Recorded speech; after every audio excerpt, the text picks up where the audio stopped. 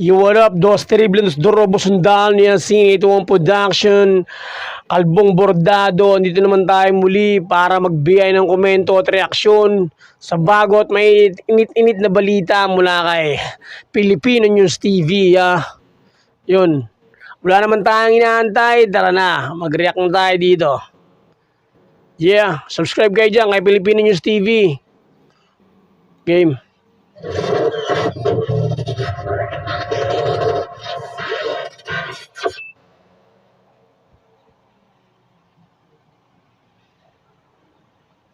So we examined, I'm Dr. Joe Poblete, together with me is Dr. Elaine Diaz. So we are from the Philippine General Hospital.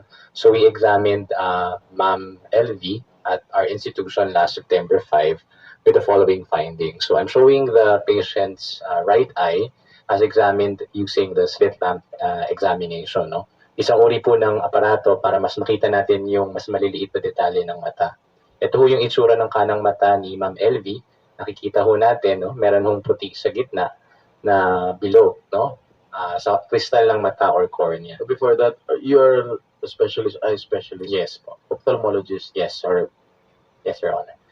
So what we're seeing po is calcific plaque, no, parang kaliskis po, no, sa crystal ng mata. At bukod ho doon, yung crystal po mismo ng mata, marami ho siyang maliliit na ugat. No? Hindi na ho siya klaro, kagaya po ng sa normal na tao.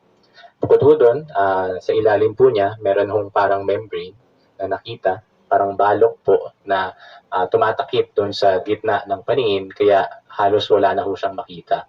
Yung paningin ho ng kanang mata, hand movement with fair light projection, ibig sabihin, nakakaaninag na lang po ng galaw ng kamay at nakakasabi po kung saan po yung direksyon ng ilaw. Ganun na lang po kalabo yung natitirang paningin. Next slide po. Yung susunod po na larawan, ito naman ho yung kaliwang mata ni Ma'am LV. Nakikita niyo po na kakaiba na ho yung itsura. No? Ang tawag ho dito sa kondisyon na ito ay phthisis bulbi. Ibig sabihin ho, kuluntoy na ho yung mata, malambot na ho, dahil sa malaking damage na tinamasa niya. No? Doktor, ano pa yung mga guhit-guhit na brown? Yan ho yung dati niyang cornea, no? Na umimpis na po. Kaya ho ganyan yung itsura. No? Yung matang po yan ay no light perception. Ibig sabihin, bulag na po. Bulag na siya. Wala na yung ano eh. Wala na sa gitna eh. Bulag na. So, because hindi ho kami makakita ng lagay po ng likod ng mata ni Ma'am sa kanan, nagsagawa ho kami ng additional test, no? Ocular ultrasound ho yung tawag. Next slide po. Makikita ho natin, base ho doon sa isinailalim po namin na ginawa ho namin na ultrasound, na hindi lang sa harap ng mata yung problema, no? Maging yung lente po ng mata ni Ma'am wala sa tamang posisyon, maaaring na displace po, no, palikod, at mismo yung retina ho niya, yung isang bahagi po ng mata na importante sa paningin, ay may bahagi po na natuklap, no? Next slide po. So, ang final na diagnosis po namin para kay Ma'am LV, para sa kanang mata po niya, diniagnose po namin yung kanang mata as a case of intracameral fibrovascular proliferative membranes, probably from chronic neglected inflammation, as well as corneal glaucoma with calcific plaque, incomplete posterior vitreous detachment and vitreous membrane with focal retinal traction by ultrasound. Yung sa kaliwa naman po, sa layman's terms, ano ibig sabihin po? Pasensya na po sa technical term, no? Yung unang bahagi po, yung intracameral fibrovascular proliferative membrane, ito ho yung nabanggit ko po kanina na parang membrane or balok na nandun ho sa loob ng mata niya na tumatakip po dun sa pupil or dun sa putas ng mata. At yung naiisip po namin na posibleng dahilan po nun is a chronic neglected inflammation. Ibig sabihin, matagal na hong nangyayari po ito, no? Dahil sa matinding pamamaga na hindi po nagawa ng Paraan lunas. Kaya po siya nagkaganoon. Bukod ho doon, yung calcific plaque po, yung parang kaliskis sa kristal ng mata, nasa diagnosis din po. At yung nakita rin po sa ultrasound na parang may bahagi po ng retina na natuklap. No? At saka ho yung lente na wala sa tamang posisyon. Yung sa kaliwa, yun po yung nabanggit ko na lumiit na ho yung mata, nag-shrink na po, naging kuluntoy na, kaya ho ganun ho yung itsura. Ang tawag ho doon ay phthisis bulbi. So, in commercial, skip muna yun to. Baka umaba yung video, mabot ng 30 minutes. Mamaya natin panoorin bilang suporta sa content creator na ito. Balik tayo sa video. Album bordado. Sabi niya wala sa tamang posisyon. Pwedeng ilagay sa tamang posisyon, sa kanan, sa kanang mata. Kung ooperahan ho natin, Yung right side niya may pag-asa pa yun kasi meron lang nakaharang eh. May pag-asa pa. Pero yung left side niya wala na. Iba na yung yung pinakagitna niya wala na eh. Wala na maaninag yun. tanggalin ho natin yung na-displace na natural lens at papalitan ho natin ng artificial na lens. Yes. Ang ibig sabihin po, pag ilalagay sa tamang lugar, may posibilidad na makakita, makabanaag ng kaunting liwanag. Yes. Next slide po. Allow me to answer that using the next slide. So yung plano po natin para Surgical sa plan. pasyente kay Ma'am LV is to offer the following surgeries po. No? Ayusin ho natin yung harap ng mata niya. Ang tawag ko doon ay anterior chamber reconstruction at bukod ho doon, ayusin din ho natin yung likod. Ang tawag ko doon is sparse planar vitrectomy. No? Yung lensectomy po, yun po yung paraan ng pagtanggal ng lente na na-displace. Tapos saka ho tayo maglalagay ng artificial na intraocular lens na tinatawag. Bukod ho doon, dahil po yung kristal ng mata po ni Ma'am ay malabo na, nangangailangan po siya ng corneal transplant, no? Or optical penetrating keratoplasty. Yun ho is a major operation at kailangan po ng paghahanda bago siya maoperahan. Okay, Doc, with the permission of the chair, all of these are trauma-related, am I right? Trauma is one of the many possible causes. Yes, Your Honor. yes. What are the other possible causes? Other causes can be from infection, from chronic inflammation, from metabolic causes, and trauma is just one of the least Oh. possible causes. Or meron pa ba siyang pag-asa makakita? Uy. Suspense. Commercial. Yun, may ito panoorin bilang suporta sa content creator na ito. Panoorin natin ito mamayang commercial na to. Balik tayo sa video. Baka abutin to ng 1 oras pag hindi natin skip to. Game. If matuloy itong surgery. We have advised the patient regarding guarded prognosis. Sa ibig sabihin ho, kahit gawin ho natin po yung operasyon Oh, mukhang negative yung negative yun yung introduction ng sagot niya. Mukhang mahirapan na makakita si nanay dahil matindi na ho yung damage na tinamasa ng kanang mata, wala pong kasiguraduhan regarding the result of the operation. Na kahit operahan ho natin, hindi natin magagarantiya na makakakita ho siya. How many percent is she blind? 100%? Left and right eye? The left eye, sir, is 100% blind. No light Wala na perception. wala na However, the right po, meron pa siyang naaaninag na hand movement, paggalaw ng kamay, at kaya niya pa hong masabi kung saan po yung direksyon ng ilaw. Pero malabo na ho talaga. Bigay natin. May mga doktor tayo rito kaharap. Mga espesyalista po ito. Yari ka. Hindi. Sa sugat lang po, Your Honor, ang binigay kong gamot. Yung sa sugat po. Kasi sugat lang po yung nangyari dito niya, Your Honor, is sa gilid dito. Anong gamot nga po? Ang po, yung agwasinada at saka Uy. betadine. Betadine. Opo, kasi sugat po hindi. Sa mata ho yun ha, betadine. Hindi po sa mata, Your Honor, sa gilid po ng kanyang mukha kaliwa. So, mawawala yung dugo. Magka-clot. Tama ba yun? Dito po yun, Your Honor, o sa gilid lang, hindi naman sa mata niya, dito po. Dr. Arlene Irene Oloroso, ophthalmologist. Yes So, po. sa gilid ng mata, pwedeng betadine.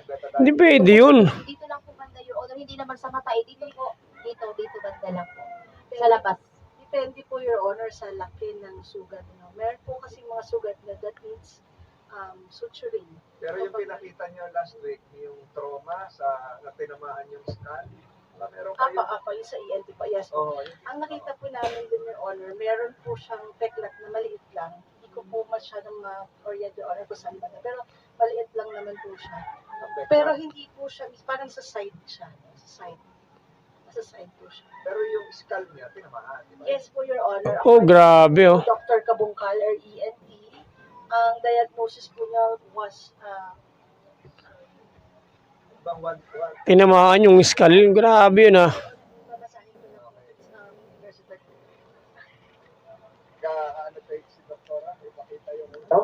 It's Pinakita last week yung Nakaka-high blood rin tong ano na to, no? Yung mga amo na to, sarap.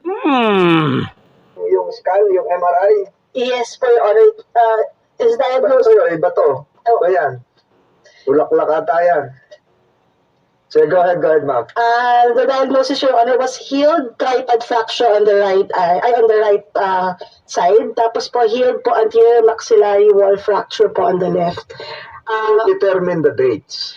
That transpired years, months ago. Kailan po yan? Actually, Your Honor, according to Dr. Kabungal, hindi naman siya acute, Your Honor, kasi healed na daw po siya. So, ito, alin dyan? Po. Alin po dyan? Orientation natin, nakaharap kami. Alin po dyan yung right na sinasabi nyo? Technical, pakilaki. Ito.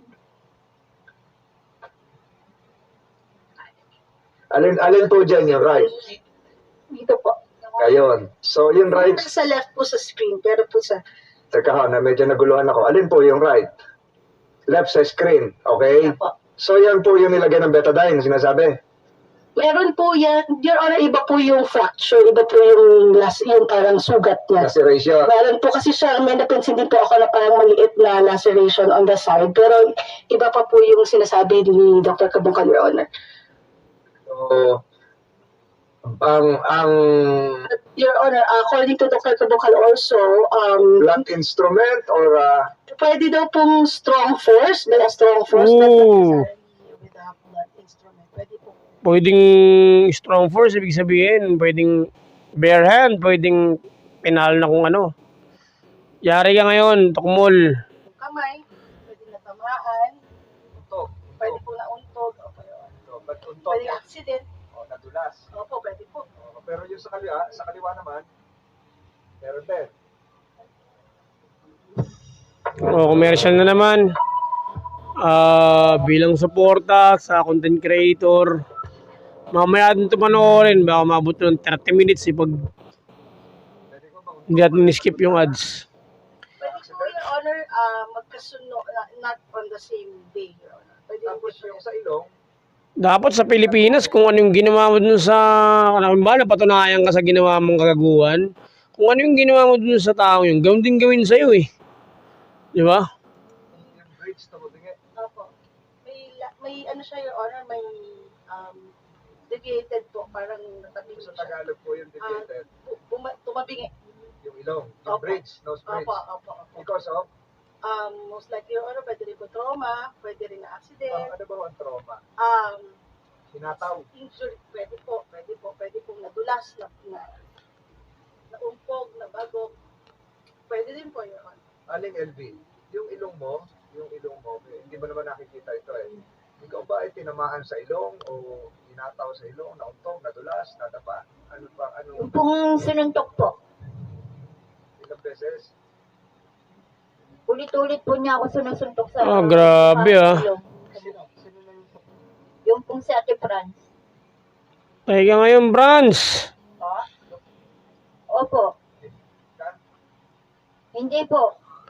Nakita niya na dumudugo. Opo, tapos kumukuha po siya ng gamot. Pinapakuha po ng gamot yung kasama ko. Mrs. Franz, betadine din yung ginamit. Hindi po, gamot lang po ang inabot sa akin. Anong gamot yun? Si Mrs. Franz, tinatanong ko, anong gamot po ang binigay sa ilong? Hindi ko po alam, Your Honor, dahil hindi naman totoo yung sinasabi ng Ate LB. Di ba dapat Anong sandali, Mr. Chair? Yes, it's correct. Ikaw, sige ka lang sabi, hindi totoo. Kitang-kita lang, ay ano? Oh, nabasag yung ilong niya, yung bridge. Hindi pa rin yan totoo. Unay ka. Kalburin yan. General Bato yan. Contradicting yung, marami kang contradiction na statements dito, Mrs. Franz. Sabi mo kanina, 2 days pa lang sa employment niya sa'yo, nakita mo na may sira siya sa ulo. Tapos ngayon, sinabi mo kanina na pinagkatiwala mo, buong tiwala mo, binigay mo sa kanya. Very contradicting. Alam mo na sira ulo, buang yung katulong mo, tapos binigyan mo ng buong tiwala. Bistado ka na. 4 na taon. 4 years. 4 years nagsilbi, tapos sabihin mong ano, may sira nung unang araw pa lang. Pero pinatagal mo ng 4 na taon. Sinaulo ka ba, ha, Franz? 4 years. Oo. Kasi halata nagsisinungaling ka.